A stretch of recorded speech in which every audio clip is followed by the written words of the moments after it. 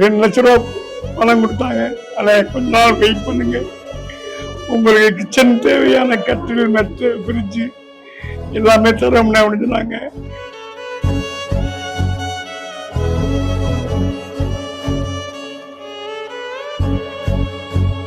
Saravana sir ஒரு புரட்சி தலைவர் மாதிரி தான். உங்க காலையில் விழுந்து நான் வணங்க வேண்டும், வாழ்நாள் மறக்க மாட்டேன். கணேசன் எப்பவுமே யாருக்குமே இருக்காங்க. அவங்க சரத்குமார் ஆதார கார்டை தூக்கி வெளியே போட்டாங்க. ஒருத்தர் கூட ஃபோன் பண்ணி கேட்கல. விஷாலோ, நாசரோ, கார்த்திக் இனிமே பண்ணுவாங்க நம்பிக்கை இல்லை. அதெல்லாம் நீங்க அவரை பத்தி பேசாதீங்க. இன்னைக்கு கூட 2 பேரும் பேட்டி எடுக்க ஆரம்பிச்சுட்டாங்க. அது பேட்டினா சும்மா கிடையாது, பணம் வாங்கி கொடுக்குறாங்க. அவரை மறக்க மாட்டேன். ஆனால் தயவுசெய்து யாருமே மது பழக்கத்தை விட்டீங்கன்னா வாழ்க்கை நல்லா இருக்கும்.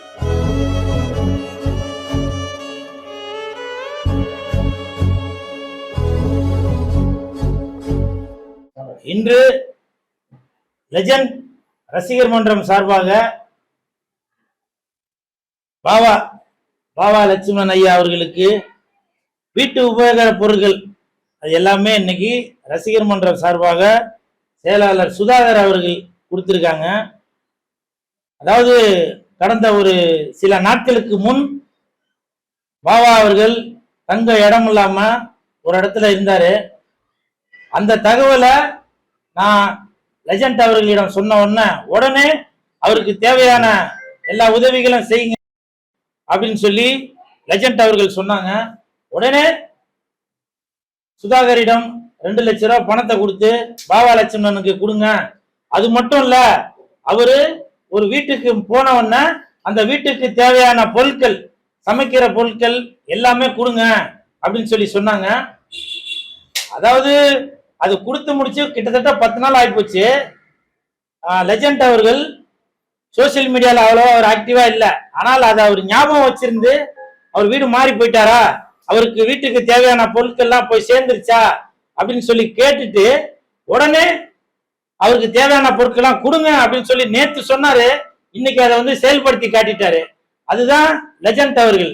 அதாவது வீட்டுக்கு தேவையான ஃப்ரிட்ஜு, மிக்சி, தோசைக்கல்லு, குக்கரு, குடிக்கிற தண்ணி பாட்டிலு, தண்ணி கிளாஸு, சாப்பிட்ற தட்டு, காய் வெட்டுற கத்தி, அந்த காய் வெட்டுற கட்டை, இப்படி எல்லாமே தொடப்பம், முறம், கட்டிலு, மெத்த. எனக்கே ரொம்ப ரொம்ப ஃபீலிங்கா இருக்குங்க. நான் நேசிக்கின்ற ஒரு தலைவன் லெஜண்ட் அவர்கள் இவ்வளவு ஒரு நல்ல குணம் உள்ளவரா அப்படின்றது எனக்கு இப்பதாங்க தெரியுது. எனக்கும் அவருக்கும் பெருசா பழக்கம் இல்லை.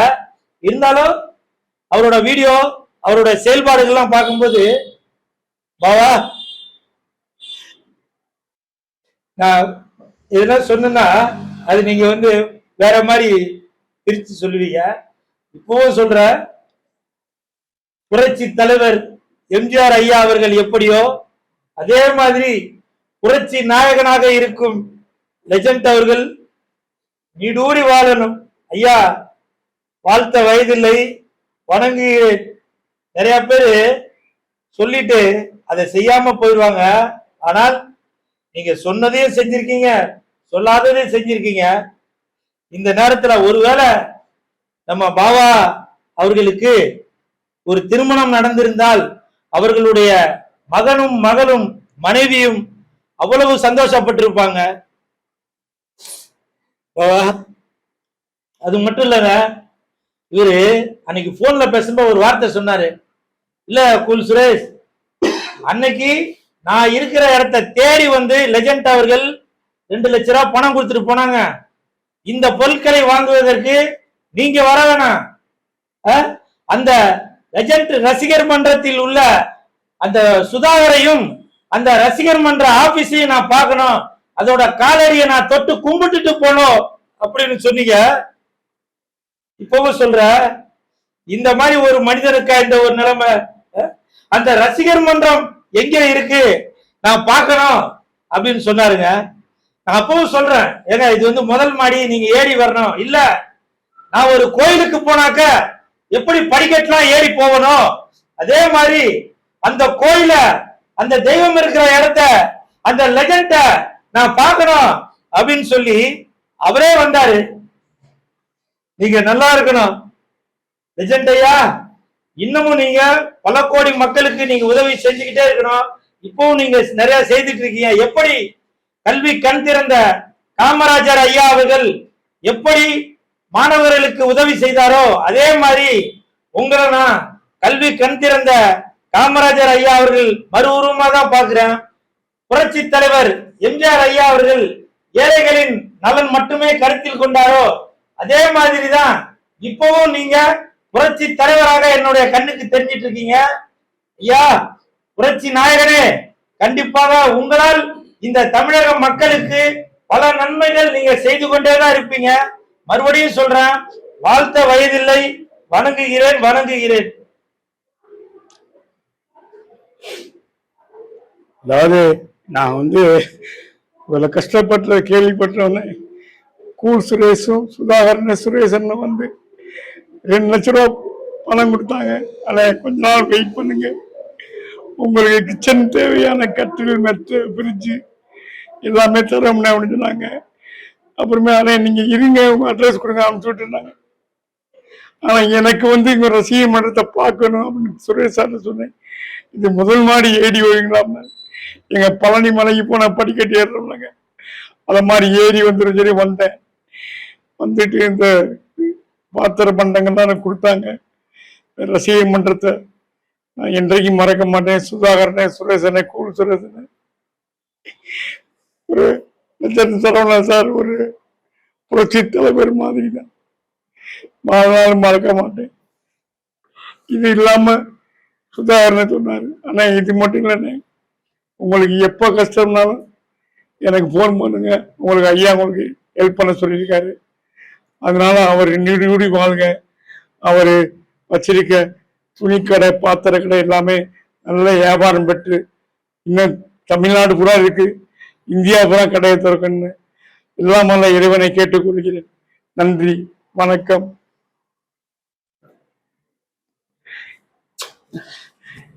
நம்மள மாதிரி கலைஞர்களுக்கு இதுதான். அவரை நேர்ல பார்த்ததில்லை, அவர் படத்துல நடிச்சதில்லை, ஆனா தேடி செய்யறாங்க. இவங்க 2 பேரையும் வாழ்க்கையில மறக்க மாட்டேன்.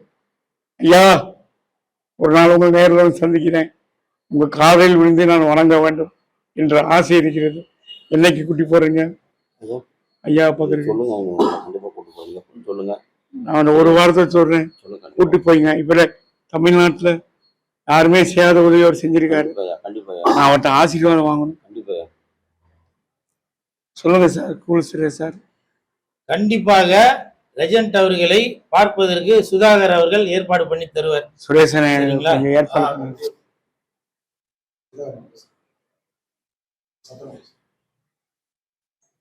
இன்று ஐயா பாபா லட்சுமண ஐயா நடிகர் அவர்களுக்கு எங்களுடைய அன்பு தலைவர் லெஜண்ட் அவர்கள், அவர் ஒரு ஹாஸ்டலில் போய் தங்கியிருக்காங்க, எம்எல்ஏன் ஹாஸ்டலில்.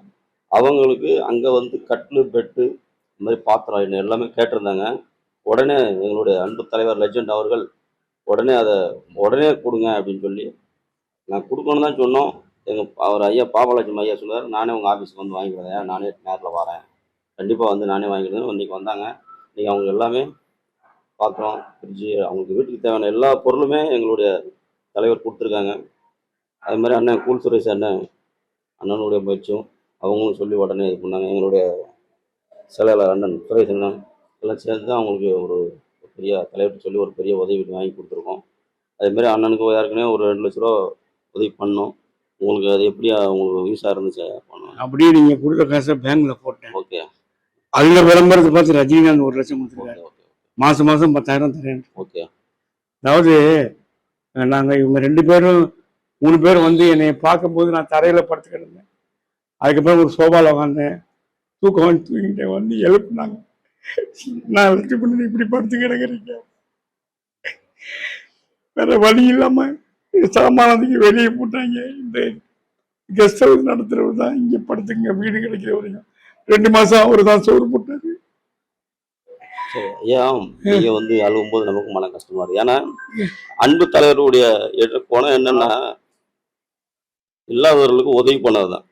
சரியா? அதே மாதிரி தலைவருடைய கடை வச்சு ஆயிரக்கணக்கான தொழில் பண்ணவங்களுக்கு ஒரு முனிவர்களுக்கு உருவாக்கி கொடுத்துருக்காங்க. இப்ப நானு எனக்கு ரொம்ப கஷ்டம். என் குழந்தைங்களுக்கு பால் வாங்கக்கூடிய உள்ள இது நிலைமை கூட இல்லாம என் தலைவர் கடை கட்டினாரு. ஒரு சின்ன ஆர்டர் போய் கேட்டேன். அப்போ கேட்டாங்க, நீங்க இவ்வளவு பெரிய கடையில உங்களால ஆர்டர் பண்ண முடியுமான்னு.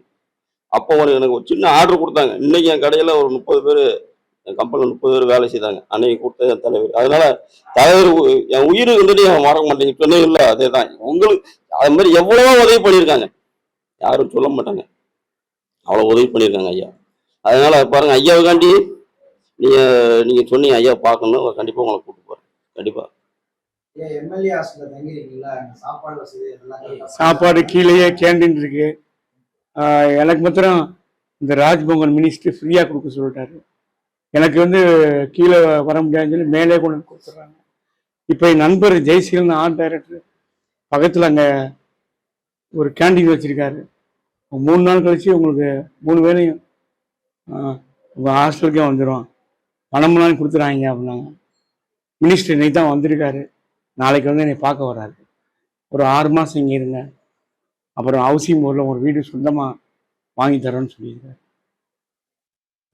சினிமா வேற யாராவது ஃபோன் பண்ணாங்களா? கேட்டாங்க, வந்தாங்க, பார்த்தாங்க. மினிஸ்டர் வர அன்னைக்கு சொல்லுங்கள், அவருக்கு வந்து நாங்கள் நன்றி சொல்லணும்.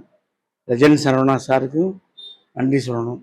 அதான் நான் ரஜன் சரவணா சாரை பார்க்க வரும்போது அந்த சின்ன சின்ன கிங்காங்கு, விஜய் கணேஷ் இவங்களே நான் கூப்பிட்டு வருவேன். ஐயாவுக்கு நன்றி சொல்லிருக்காங்க. நடிகர் சங்கத்தில் இருக்கீங்களா? இல்லை, நான் நடிகர் சங்கத்தில் யாராவது உங்களுக்கு ஹெல்ப் பண்ணாங்களா? இல்லை நடிகர், நான் ப்ரொடக்ஷன் மேனேஜர் யூனியன் இருக்கேன், அவங்க ஹெல்ப் பண்ணாங்க. நடிகர் சங்கம் எப்போவுமே யாருக்குமே ஹெல்ப் பண்ண மாட்டாங்க.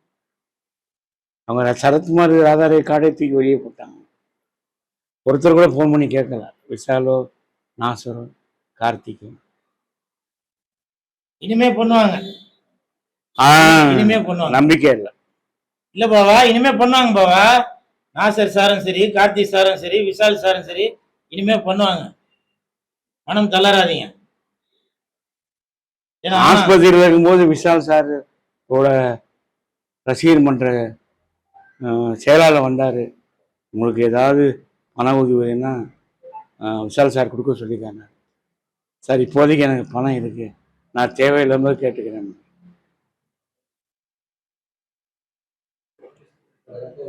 இந்த நேரத்துல பெரிய நடிகர்களுக்கும் நடிகைகளுக்கும் தயாரிப்பாளர்களுக்கும் இயக்குநர்களுக்கும் ஒரு தாழ்மையான வேண்டுகோள். நாங்கெல்லாம் பெருசா சம்பாதிக்கலாங்க. அதனால இந்த மாதிரி என்ன மாதிரி நலிவடைந்த கலைஞர்களுக்கு நீங்க உதவி செய்யணும். ஏன்னா இன்னைக்கு கடவுள் ரூபத்துல லெஜண்ட் ஐயா அவர்கள் ஏதோ இல்ல, அவர் மனதளவில் பெரிய அளவுல தான் உதவி பண்ணிட்டு வர்றாரு. அதே மாதிரி பாபா லட்சுமணன் ஐயா மட்டுமல்ல, இன்னும் பல பேர் இருக்காங்க. அவங்களுக்கு உங்களால் முடிஞ்ச உதவியே செய்யுங்க. ஏன்னா நிறைய பேர் என்ன பண்றீங்கன்னாக்க, படம் ரிலீஸ் ஆகுறப்பதான் பிரியாணி போடுறீங்க, ஆடியோ ரிலீஸ் ஆகுறப்பதான் பிரியாணி போடுறீங்க. மத்த நேரம் நாங்களும் உழைக்கிறோம் தானேங்க, இவரும் உழைக்கிறவர் தானே. யோசிச்சு பாருங்க. எவ்வளவு கலைஞர்களுக்கு, எவ்வளவு இயக்குநர்களுக்கு, எவ்வளவு மேனேஜருக்கு இவர் கையால சம்பளம் கொடுத்திருப்பாரு, பேட்டா கொடுத்திருப்பாரு. ஆனால் நீங்க நினைக்கலாம், இது என்ன இவர் கையில இருந்தா கொடுத்தாரு, ப்ரொடியூசரோட பணம் தானே அப்படின்னு நீங்க நினைக்கலாம். ஆனால் அந்த ப்ரொடக்ஷன் மேனேஜர் அவருக்கு தான் தெரியும் வரவு செலவுலாம் என்ன, யாராருக்கு எவ்வளவு தரணும் அப்படின்னு. இவர் நினைச்சாக்க காசு கம்மியாகவும் கொடுக்கலாம், காசு ஜாஸ்தியாகவும் கொடுக்கலாம். ஆனால் அப்படி ஒரு எண்ணம் இல்லாமல் யாராருக்கு எவ்வளவு பணம் போய் சேரணுமோ அந்த பணத்தை தான் கொடுத்துருப்பாரு. அதனாலதான் தர்மம் தலை காக்கும்னு சொல்லுவாங்க.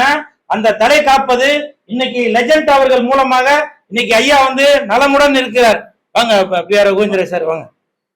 அப்படி நலமுடன் இருக்கிறாங்க. அதனால தயவு செய்து பெரிய நடிகர்கள், பெரிய நடிகைகள், இயக்குனர்கள், தயாரிப்பாளர்கள் உங்களால் முடிஞ்ச உதவிய பாபா லட்சுமணன் அவர்களுக்கு எப்படி நமது லெஜண்ட் அவர்கள் வாரி வழங்கி இருக்காரோ அந்த மாதிரி நீங்களும் செய்ய வேணும். உங்களால் முடிஞ்சதை செய்யுங்கன்னு தாழ்மையுடன் கேட்டுக்கொள்கிறேன். ஜீவா சார் ஹெல்ப் பண்ணுறதா சொல்லியிருந்தாரு. 10,000 மாசம் மாசம் கொடுக்குறது. 15,000 இப்போ கொடுக்கல. இல்லை, திருப்பி ஆஃபீஸ்க்கு வர சொல்லியிருக்காரு. போய் பார்த்தா நான் திருப்பி கொடுப்பேன். பேசினாரா? அவர் ஆஃபீஸ் காலி பண்ணிட்டாரு. நான் ஒரு நாள் இப்போ சூப்பர்வுட் ஆஃபீஸ்க்கே வராரு, ஒரு நாள் போய் பார்க்கணும்.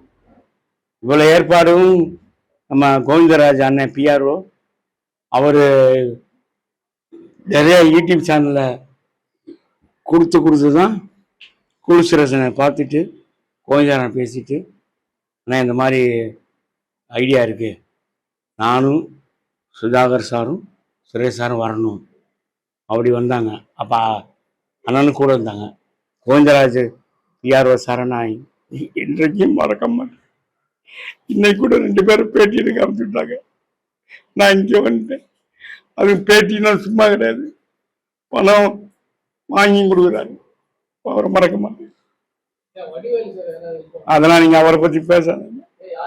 இல்ல பேசாதீங்க. ரஜினி சார் 10,000 மாசம் போடுறாருங்க. அவர் கால் பண்ணி பேசினாரா அவர்கிட்ட? அவர் பேசுற சுப்பையான்னு ஒரு உதவியாளர் பேசினாரு. 1 லட்சம் அக்கௌண்ட்ல போட்டாங்க, மாசம் 10,000 போட்டுருந்தாங்க. வேற உங்களுக்கு இப்போ எம்எல்ஏஸ் இருக்கேன்னு கேள்விப்பட்டேன்.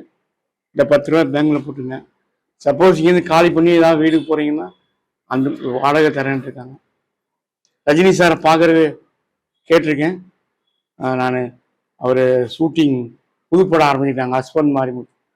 அது ஷூட்டிங் முடிஞ்ச பிறகு நான் சொல்கிறேன், வீட்டிலே பார்க்கலான்ட்டு இருக்காங்க. ஐயா, எனக்கு ஒரு ஐடியா தோணுது, அது சரியா தவறான்னு தெரியல, இருந்தாலும் கேட்குறேன். நீங்க இன்னும் கல்யாணம் பண்ணல, ஒருவேளை இப்போ உங்க வயதுக்கு ஏற்ற மாதிரி, ஏன்னா சில பேர் திருமணமாகி மனம் முறிந்தவங்க இருப்பாங்க இல்லையா, ஒருவேளை உங்களுக்கு இல்ல சில பேர் கல்யாணம் பண்ணாம கூட இருப்பாங்க, ஒருவேளை அந்த மாதிரி உங்களுக்கு உதவியாக இருப்பதற்கு எதுவும் திருமணம் பண்ணணும் என்ற ஒரு ஐடியா எதுவும் இருக்கா? இல்ல, அப்படிலாம் ஐடியா கிடையாது. என்னை நானே பாத்துக்குவேன். ஏன்னா இப்போ நான் மது பழக்கம் இருந்துச்சு, அதை நிப்பாட்டினது வந்து உடம்பு நல்லா ஆயிடுச்சு. பாருங்க எவ்வளவு குண்டா இருந்தேன், இப்ப எவ்வளவு ஒல்லி ஆயிடுச்சு. அதனால நான் என்னையை நானே பாத்துக்குவேன். எனக்கு அதுக்கு தான் கேட்டாங்க, உங்களுக்கு வெஸ்டர்ன் டாய்லெட் வேணுமா கேட்டாங்க. ஆமாங்க அப்படின்னு மினிஸ்டர்கிட்ட. அது ஒரு பெட்ரூம், இன்னொரு பெட்ரூம். எனக்கு ஒரு ஏசி வாங்கி மாட்டிருக்காங்க, ஃபேனு.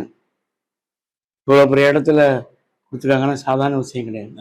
இப்போ மது பழக்கத்துக்கு இருந்து இப்ப விடுபட்டுட்டீங்கன்னு சொன்னீங்கல்ல, அதை தயவு செஞ்சு நிறைய பேர் குடிச்சிட்டு குட்டிச்சவரா போயிட்டு இருக்கீங்க.